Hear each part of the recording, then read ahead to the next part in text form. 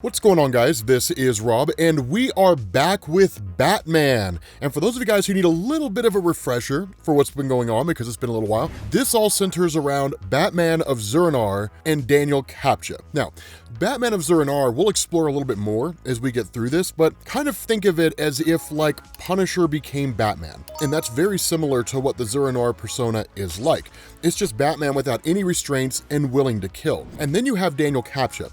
The idea behind this was that at some point in Bruce Wayne's past, when he was undergoing his training, he had to learn how to partition his mind, because what he realized is that Bruce Wayne is like the human side, the guy that wants to fix Gotham through wealth and all that kind of stuff.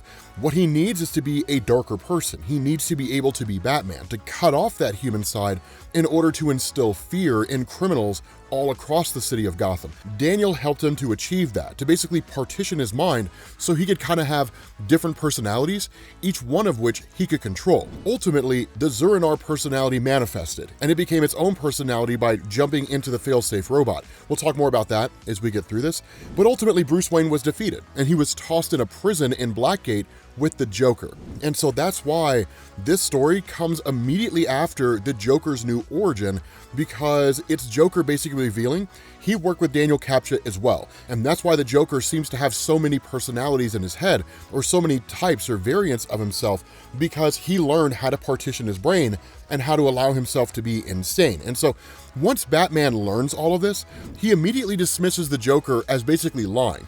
And it's really more of a front, because in his own mind, as he talks about this and as he kind of converses with himself, he knows that, like, the Joker knows about his mentor, that the Joker knows things that he couldn't simply know just by, like, guesswork or cold reading, that the Joker is in fact telling the truth. And so it's cool because it kind of reveals that Batman and Joker still have this sort of long and storied history between each other, even if they didn't directly, like, meet one another in the early days. It's cool the way that it's done, because it doesn't, like, say that Batman and Joker go way back and they're almost like brothers, you know. It's just sort of, they ended up meeting the same guy and working the same way in different capacities. But even then, the Joker, of course, plays the role of the Joker, where he, like, taunts Batman, right? He basically tells him, he says, "I love this, being here with you as you spiral, because you're here and he's out there, living your life, surely down in your little cave, playing with your toys, doing a better job than you ever could, the true Batman. And you're here with little old me, just another criminal, another madman." Now, here's one thing that I do want to point out. Over the course of the story, what it's actually going to do is it's going to jump back to the New 52 Batman run and the story where the Joker got into the Batcave, because we're actually going to find out this is a grand plan that's just now coming to fruition, but the Joker and Daniel Kaptcha had been working on for quite some time. It's really, really cool. But again, switching back over to Gotham, we get to actually see how Zur-En-Arrh would operate as Batman in the city of Gotham. Because up until this point, it had just kind of been like fights between himself and Bruce Wayne, while Bruce Wayne was trying to bring him to an end before something like this could happen. And it pretty much goes the way you would expect, right? Like a vigilante Batman that lacks any moral compass whatsoever, yeah, he shows up and just starts attacking people. Now, he doesn't kill them, and there's a reason why he doesn't necessarily kill them. He intends to, right? That's one of the big things, is he intends to wipe out Gotham, or at least the criminal element in its entirety, by effectively destroying who these people are. You guys will see what I'm talking about as we get through this, because it gets really, really cool. But this guy shows up and just starts attacking every single person. But what he says is, "Samuel Parsons, 2 stints in Blackgate for selling handguns. Prison is too good for you. I'm going to drop the rest of these scum in a hole, but I want you to tell your friends about me. Scream it through the streets. Yell it in every dive bar you come across.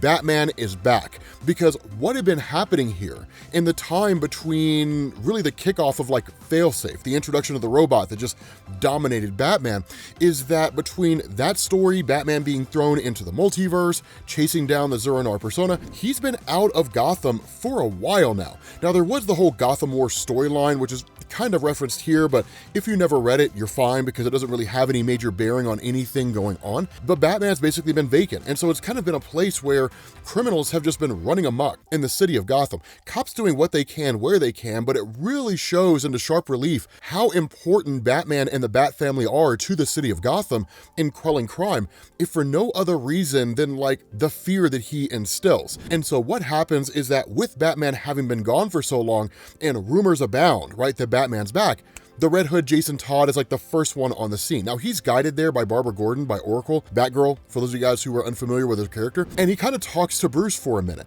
but he realizes right off the bat, this is not Bruce Wayne, right? Because it's just, something's different, right? Like surely Batman wouldn't just upload his consciousness into a computer. And in fact, that's what he says. Like Batman says, I was hoping you'd be the first that I would encounter.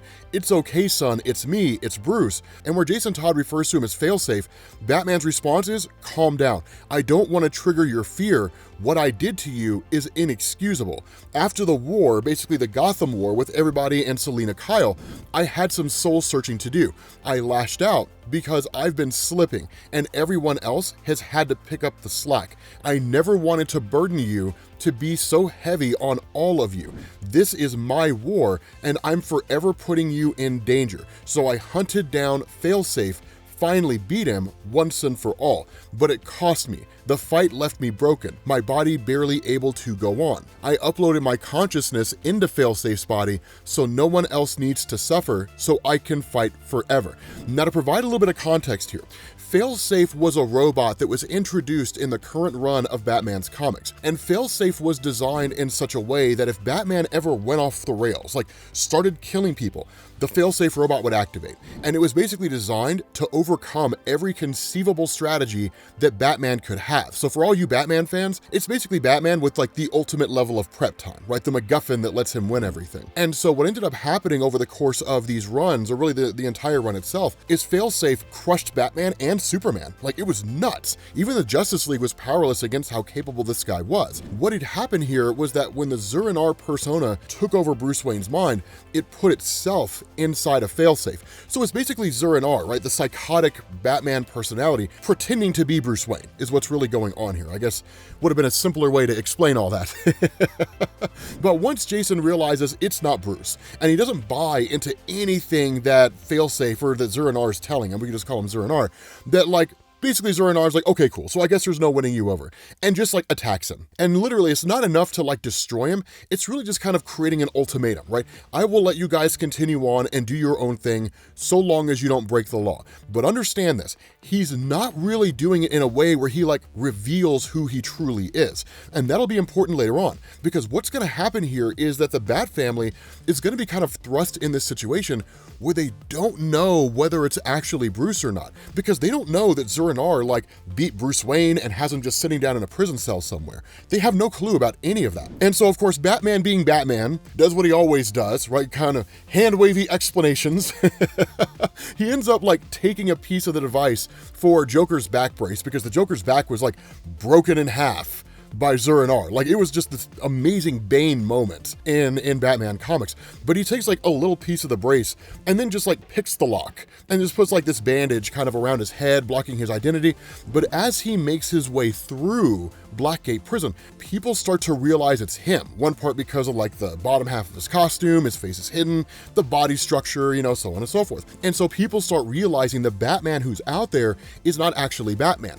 And it's a really cool revelation for Chip Zdarsky to throw in here, because I mean, like, who are they going to tell? There's no one they can tell here, but it does start to plant the seeds of the fact that like people will realize that Failsafe is not the real Batman. But of course, Failsafe didn't drop them here, or Zurar didn't drop them here with like no real way to keep them under control. In fact, all these little Batman robots were just kind of peppered throughout this place, and they seemingly overcome like Bruce Wayne with the greatest of ease. And so what you do is you switch back to the city of Gotham proper, where Zurar, which by the way, over the course of this video, I may unintentionally refer to like Zurar as Failsafe, is basically the same person, right? Just kind of keep that in the back of your head. But like he addresses the entire city. And what he essentially says here is, in years past, things have just been too soft, right? I've been too soft on crime in the city of Gotham.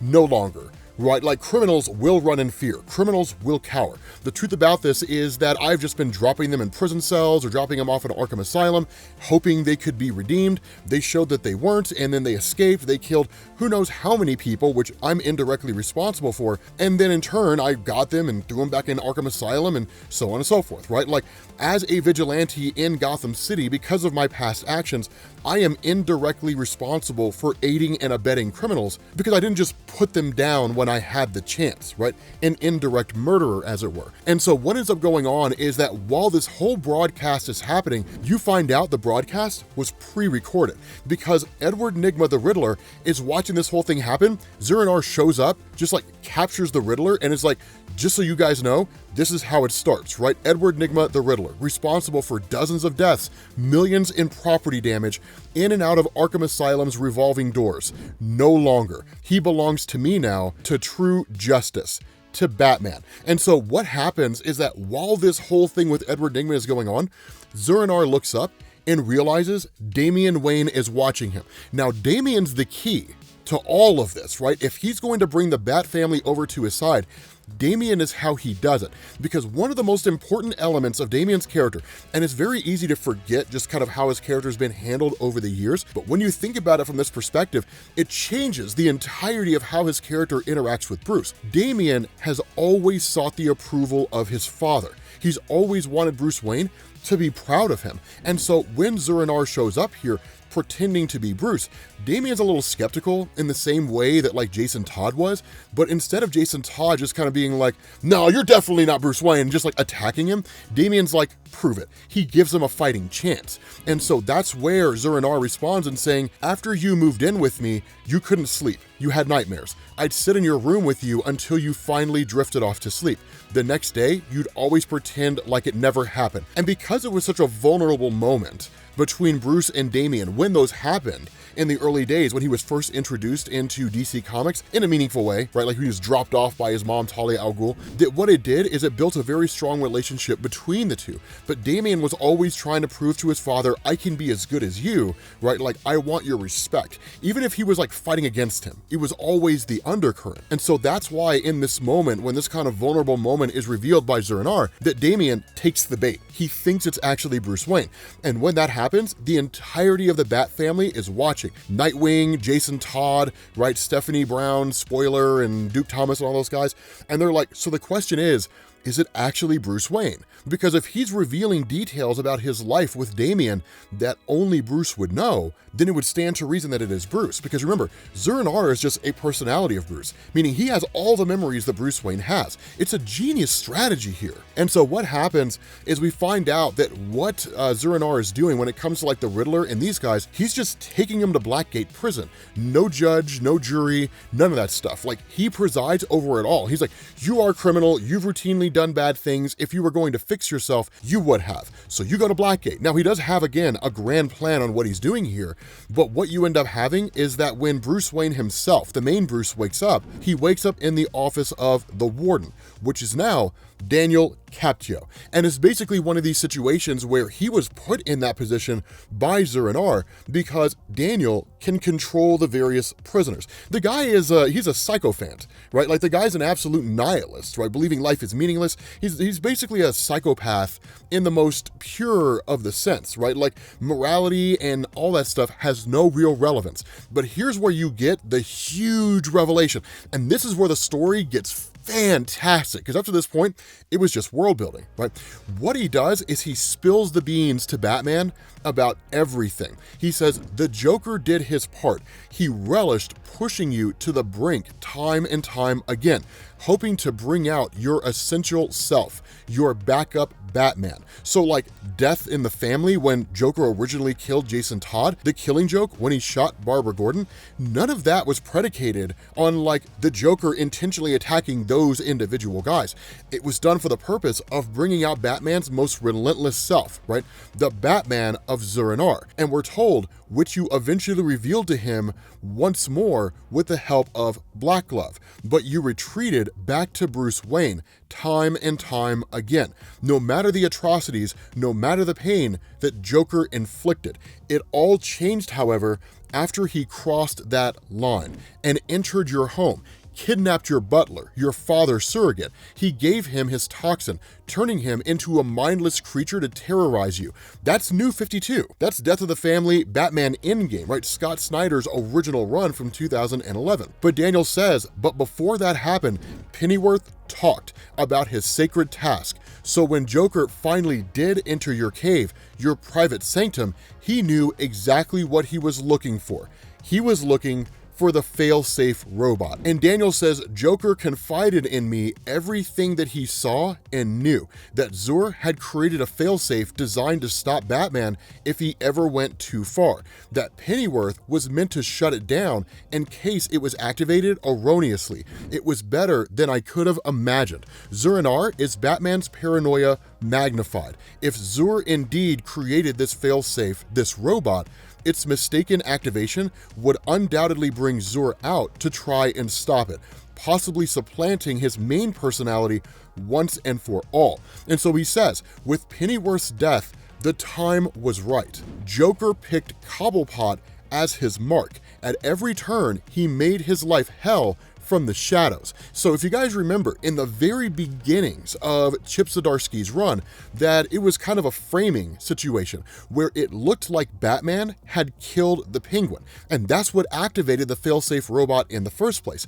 This was all part of the plan, a plan that's been going on for decades, right? Like, it's crazy how long they've been concocting this, but that's why Joker manipulating Penguin behind the scenes, making his life hard, boxing him into a corner, revealing the Penguin's plans anonymously to like the Bat family, it put the Penguin in a situation where it was like, I'm so tired of this, I'm ready to kill Batman and the Bat family. And so that's why Daniel says he laid out the plan for Cobblepot, faking his death, framing Batman, and starting over. If ever there was an example of you slipping, the Penguin never one of your top shelf rogues. He didn't have complicated plans like Nigma or Joker, and he certainly didn't have the chemistry brain to concoct a drug that would simulate death, enough to convince even Batman himself. And so where it talks about the idea of the Penguin being a little concerned about taking a drug that might fake his death that's been given to him by the Joker,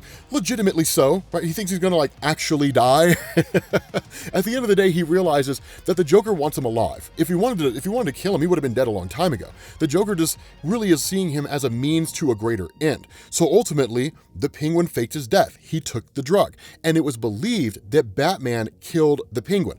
That's what kicked off this whole failsafe situation in the first place. But what you do is you kind of jump back to this moment where you have Daniel talking with Bruce when he's training in the early days, and he realized Bruce really has this kind of deep-seated anger at the world as a whole, due to the injustices that he's really endured and due to the fabricated injustices that he's endured, which is to say, we as people oftentimes entrench ourselves in ideologies, and so we'll tell ourselves whatever we need to tell ourselves to continue to believe what we want to believe, even if it's completely and totally irrational and illogical. We will sell ourselves on a lie in order to convince ourselves of a false truth. It's crazy, right? Like, we as people are weird, man. We really, really are. But at the end of the day, because of what had happened and everything with like Batman Zurar and the whole 9 yards, it all comes to fruition. Because once the Batman of Zurar officially takes over the personality of Bruce Wayne, or the body of Bruce Wayne, breaks the Joker's back, leaves him paralyzed, the Joker throws out a safe word. And what it does is it momentarily shuts down Zurar, but it's kind of a subconscious thought that was planted in his mind by Daniel. And the whole idea behind this was for him to go down and to make sure that Daniel was still alive, that Daniel was still safe. And so that's why Daniel says, and now here we are, in the prison of your dreams, run by the true Batman, keeping your Gotham City safe. But Zurar is not a monster. He understands that prisons are about punishment and rehabilitation. So who better to bring along with him on this journey? The man who can rewire the human brain to make everyone the best they can be, the Warden. And so it's cool because once Bruce Wayne learns this, then that's when he figures out what the real plan of like Batman of Zurar and the Warden and all these guys are. That Zurar is not taking guys like Edward Nigma to Blackgate in order to just throw them in a prison cell and call it a day. His plans are much bigger than that. That what he's actually striving to do is to rewire their brains, to change how they think. And so what ends up going on is Bruce Wayne comes to the realization that because Zur-En-Arrh is just another personality in his head, that if the Zur-En-Arrh personality were like a room in a hallway of doors, all he has to do is go to the door and open it and see what's inside, meaning he can look into Zur-En-Arrh's own memories. Is this just like hand-wavy Batman stuff? 100%. Oh, it's 100% plot device stuff. That's not in question. But it's amazing, because what he does is when he starts going through the memories of Zur-En-Arrh, he starts to realize how Zur-En-Arrh created Failsafe in the first place, how Zur-En-Arrh put backup plans in Failsafe, and more so than that, how Failsafe's original programming can never truly be deleted. It will always manifest in some capacity, which is his way to win this. And so what he does is he basically just like breaks himself out of prison, or at least intends to. But in the middle of all that, you basically end up getting like Punchline, who's brought in here. Now, for those of you guys who don't know who Punchline is, she was DC's attempt to create like a new Harley Quinn. It failed disastrously. No one cared about Punchline, which kind of sucks, because if she had been written well, she would have been a fantastic character, but she wasn't, right? She was just kind of the chick that was hanging out with Joker and looking to replace Harley, and her and Harley fought for a little while, but at the end of the day, she just kind of looks like, you know, Dink or Doink, right? One of those WWF wrestlers from like the 80s that was dressed as a clown. But Batman immediately steps in this kind of moment of distraction, fights a couple of these robots and sort of overcomes them momentarily. But while all that's happening, one of the cool things that does happen is Damian Wayne is shown by Zur-En-Arrh how he intends to engage in these things. And what he does is he just like busts into the home of Harley Quinn. Now, was Harley Quinn at one point an ally of the Joker? Yes, everybody knows that. Has she been an ally of the Joker recently? No, she's actually a good guy. She's turned over a new leaf, right? She has redeemed herself. But in the eyes of Zur-En-Arrh, she was at one point a person who did terrible things, and she never atoned for those. She was never punished for those. She joined Suicide Squad for a little while and was sent on a few suicide missions, so I guess forced moments of, you know, brushes with death, I guess that's atoning, but nonetheless, she never actually served any meaningful sentence for her crimes. And so his response here is, all those years you helped the Joker, and you did it willingly. You can sing me some song and dance about how Joker manipulated you, you know, so on and so forth, but at the end of the day, you chose to go back to him time and time again, which means you chose to kill all those people. You never atoned for that. You will do so now. And he snatches her up. Now, what this shows Damian Wayne is there are no second chances. If you committed a crime 15 years ago, and it was egregious enough that Batman of Zur-En-Arrh believes that you should serve some kind of sentence for it, he will come and find you. It doesn't matter that, like, over the course of the last 15 years since you have committed that crime, that like you volunteer and you're part of like Doctors Without Borders, and you're like contributing to the world in a meaningful way that makes a grand difference for people on a great scale. It doesn't matter, right? Like it has no bearing whatsoever. Completely and totally irrelevant. So it is kind of a very important thing to understand here, right? No one gets second chances. And so what happens is that in the midst of this whole situation with Bruce Wayne breaking out of Blackgate, that basically there ends up being this kind of like prison break when Punchline pulls the lever and opens all the prison cells. What it does is it gives Batman a distraction, essentially, because all the fail-safe robots, right, Zur-En-Arrh's robots come racing in to kind of quell the whole thing, and Batman effectively sneaks out. But what he does is he says, like, this is a moment of truth. Right, this is really the defining element here, because the world believes that Zur-En-Arrh is me. They believe I've gone rogue. They believe I've lost my mind. That cannot be the case. I have to correct all of this. Now, the other thing that goes on here, which is kind of nuts, is that Zur-En-Arrh reveals to Damian Wayne that he's building new Amazos. Now, for those of you guys who don't know about Amazo robots, they were created by Dr. Anthony Ivo, right? They were traditionally an enemy of the Justice League, but Amazos have the ability to replicate and use the powers of anybody they face off against. 99.9% of the time, the Amazos just copy the Justice League powers, so you have like an Amazo robot running around with like all the strength and capabilities of like Superman, which is really all you need when you're going against anybody in the Justice League, right? But still, it is a cool thing here, because what also happens is that in the midst of all of this, Amanda Waller starts getting involved. The reason for that is because, as most of you guys know, Amanda Waller is always looking for a reason to take down superheroes, right? She's a dick, but the best kind, right? You guys know Viola Davis, Amanda Waller. We hate the character, but we love Viola Davis. So it's one of those things where like Amanda Waller's a character you just love to hate. Love to hate her character. Honestly, I think she's the best character in all of DC Comics, if I'm being honest with you guys. Just so amazing, so complicated, so intriguing. But while Amanda Waller is watching all this unfold, Superman is as well. So while you have like Bruce Wayne riding around the city of Gotham, keeping a low profile, trying to find some place where he can operate and ultimately take down like Zur-En-Arr meets with Superman. And where Superman picks up on the fact that it is basically Zur-En-Arr, that it's not really Bruce Wayne, and it's Failsafe or something along those lines, but it's not truly Bruce. Like Zur-En-Arr just kind of says, okay, cool. So like, here's what it is, man. Like, it is what it is. Like, one thing to understand, if you try to make a move against me, just remember the last time you fought me, I crushed you, and in no uncertain terms. So unless you're looking to get just pounded around again like a side of beef, I suggest you stay away. You stay away, I stay away, right? Like,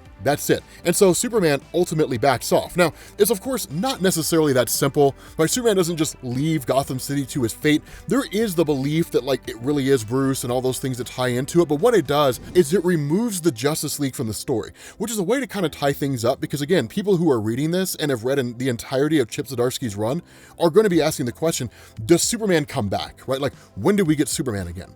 But another thing that goes on here when Damian's meeting with Zur-En-Arr is that he taps into every internet connected device in the city of Gotham and just like analyzes everything all in real time. Now, of course, the ability to do this is just kind of chalked up to his computer components, and all that kind of good stuff. But it is kind of a crazy moment because it establishes that Zur-En-Arr has no qualms with invading people's privacy if it means keeping the city safe. So again, it's one of these things where you're talking about a kind of totalitarian situation, right? A sort of dictatorship. Now, of course, there does come a point where Zur-En-Arr learns from Dr. Captcha, from Daniel, that like Bruce Wayne's escaped. But he's not really too concerned about it because anything that goes on with Bruce Wayne, he can deal at a future point in time. But then you get the meeting between Amanda Waller and Zur-En-Arr himself. And what goes on here is Amanda Waller says, look, like, understand, if you start acting up too hard, I will send people in. I will send my guys in, my Suicide Squad or the US military or whatever. And what happens is Zur-En-Arr just kind of pulls this almost Anakin Skywalker thing, right? Where like Amanda Waller's like, we will bring you down. His response is, you will try. Right? Like, you'll try and you'll fail, right? Like, if you literally intend to invade Gotham City to try to bring me down, I will kill every single person that you send in. And I will do it with ruthless aggression. And then I'll come after you. And there'll be nothing you can do to stop me. There'll be nothing you can send my way that will end me because I've taken out the Justice League. What hope do you think you possibly have?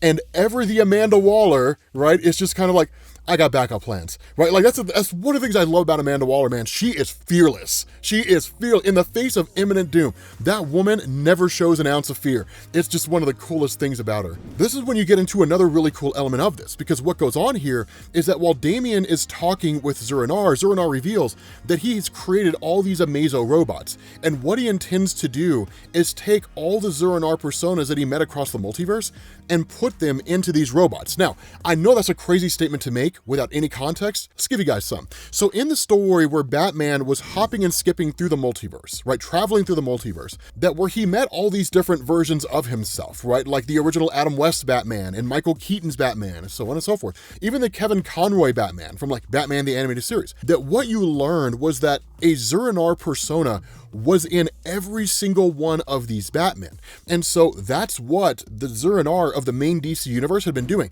collecting those personalities and then putting them in these Amazo robots. So imagine all these like Punisher type Batmen running around in the city of Gotham and even the world. God, it would become like a dictatorship like that. And so with Damian Wayne kind of sitting down, he says, I don't understand. How could you take the consciousness from other versions of yourself that would just leave their bodies with no one in them or with Zur-En-Arr? And that's when he realizes he's been duped this entire time. Now, I know a lot of you guys are just like, oh my God, Damian, you're so dumb.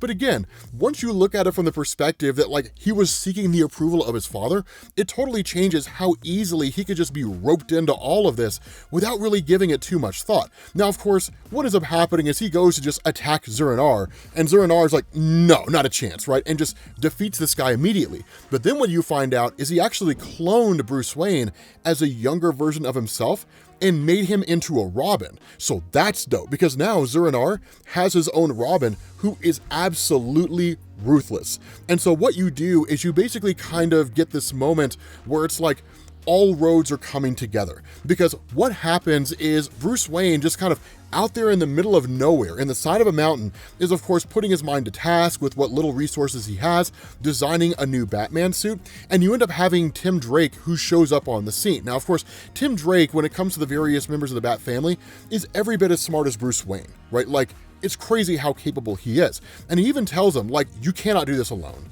Right? Like, this is not one of those things where you do it by yourself, right? Like, you do this with allies. And so Batman, after all this, officially dons his new Batman armor. And you'll see what it looks like as we get through this, because it's ridiculously cool and incredibly capable. And so jumping back to like Damian Wayne, who's just being held prisoner here, right, in the office of the warden in Blackgate, he's talking to this Bruce Wayne Robin type character. And it is cool because what you get here is just kind of the revelation between what each of these guys is capable of. Damian Wayne is incredibly capable. And in fact, what he's doing is just like tapping on the wall in Morse code. Because with the Bat family watching everything going on in Blackgate prison, they would definitely pick up on a clicking sound, a tapping sound against the wall. It would seem irrelevant at first until somebody realized that it was Morse code. And when that happens, they're just like, okay, cool. So like, let's respond to this. But what happens is immediately the Batman of Zur-En-Arrh takes out Damian Wayne. Now, he doesn't kill him. He just incapacitates him. And he tells his Robin, you need to be aware of this kind of thing, right? Like, you need to be aware of what these guys are capable of, right? Understand, you can cut them no slack, right? Each of these Robins, these members of the Bat family, are every bit as capable as Batman. So anything that he could do, assume they could do. And so what you do is you switch over to like what the actual plan is between Zur-En-Arrh and Daniel.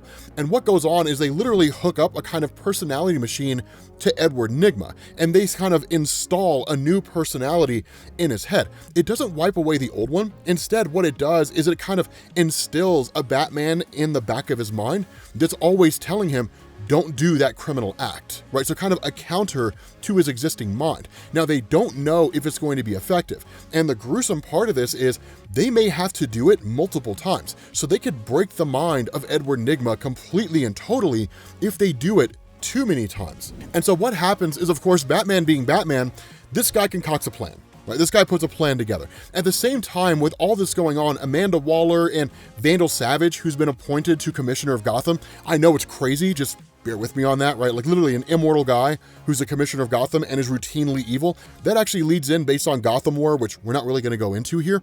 Just know it's a shock in the Batman comics. It's crazy to see that happen to the Batman comics, that like they're basically responding to everything in Blackgate because they're just like, we got to take down Batman of Zur-En-Arrh. But Bruce Wayne himself shows up here and he basically says, this is the end, right? The world is watching me. They'll either see me walk back out or they'll see him. But either way, it will only be one Batman. But of course, Batman being Batman, the guys concocted an entire plan.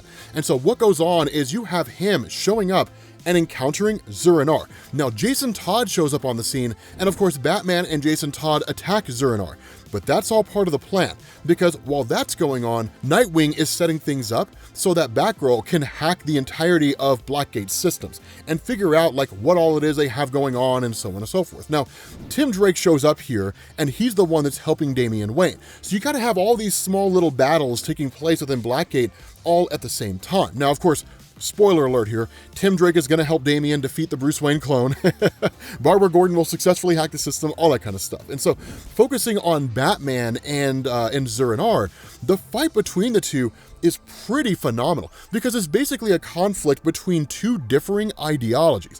One guy who believes that if criminals could be redeemed, they would have been redeemed. They choose not to be. They keep going back to being criminals. And you can't just allow that to happen. Because by throwing a criminal in Arkham Asylum, hoping they can be redeemed, despite knowing that they can't because they've chosen not to be, and knowing that they will escape, you are intentionally putting the lives of other people in danger. Because you know the system you're putting them in can't hold them. On the other hand, the response of Batman is, it's not my job to make sure they can be held. It's the city's job to do that, right? But if Batman knows the city can't do it and he does nothing and just kind of allows things to continue on, he's indirectly killing all these people. So it's a great moral philosophical argument, right? Like, if Batman knows the Joker can't be fixed, is it Batman's responsibility to put the Joker down? Kill one guy to save potential thousands of people, if not potentially millions over time, however many people the Joker ends up killing. So again, like, it's a really cool moral argument here. But what goes on is that in this fight, Zurar, he kills the Red Hood. It's cool. I feel like I've referred to Jason Todd as Red Skull over the course of this video now that I think about it, right? Like, if I did, people are inevitably going to put it in the comments. Actually, you said Red Skull instead of Red Hood. But the cool thing here, right, is that when Jason Todd is seemingly dead, that triggers the failsafe persona, because remember, Batman is not supposed to kill. Failsafe activates when Batman kills. And what he says here is that when Zurar left the body of Batman and took over the body of Failsafe, it could not erase the Failsafe programming. It just put itself over top of Failsafe. And so as soon as it looks like Jason Todd was dead, Failsafe activates. And when that happens, like, it just starts shutting down, because Failsafe by design was designed to put down Batman if he killed anybody. But what happens if Failsafe himself kills somebody? Like, what goes on there? And the only logical conclusion is that Failsafe puts itself down. And so when that happens and seemingly Zurar and all that kind of stuff is just done, right, eradicated, that's when Daniel steps up and basically makes this statement that shuts Bruce Wayne down, right? Again, another kind of subliminal message that was planted inside of his own brain. But while all that's going on, he just starts laughing. And the reason why, and probably the most hand-wavy Batman moment ever, is he says that what he had done in really looking at this whole plan, he had taken some Lazarus fluid, which was kind of an ongoing story, or really a story that took place a while ago. The important thing here is that he was going to allow Failsafe to kill him in order to basically force Failsafe to shut itself down. And that Jason Todd stepped in and said, no, right? Like, you need to be a greater part of this plan, right? You need to be able to deal with all this stuff that's going on and so on and so forth. I will be the one to fake my death, because let's be honest here, I'm Jason Todd. I've died more than a couple times, right? And it's like, we're a team, man. You can't take everything on your shoulders. We are a team. We work together as a team. And so that's when you have like the entirety of the Bat family that arrives here on the scene alongside Jason Todd, who of course is alive. And these guys just start pummeling Daniel, right? They just start beating the crap out of him. And then everything just kind of calms down, right? They're like, the military, of course, makes their strike alongside Amanda Waller. They escape through what's effectively like a laundry chute, right? And just get out of there. And so once everybody shows up, there's not going to be anybody there, and, you know, Blackgate will go back to being Blackgate. So it wraps up pretty fast, but it's a solid story, guys. It's a phenomenal Batman story. But let me know what you guys think down in the comments section. If you guys need to get caught up, make sure you click this playlist, and I will catch you all later. Peace.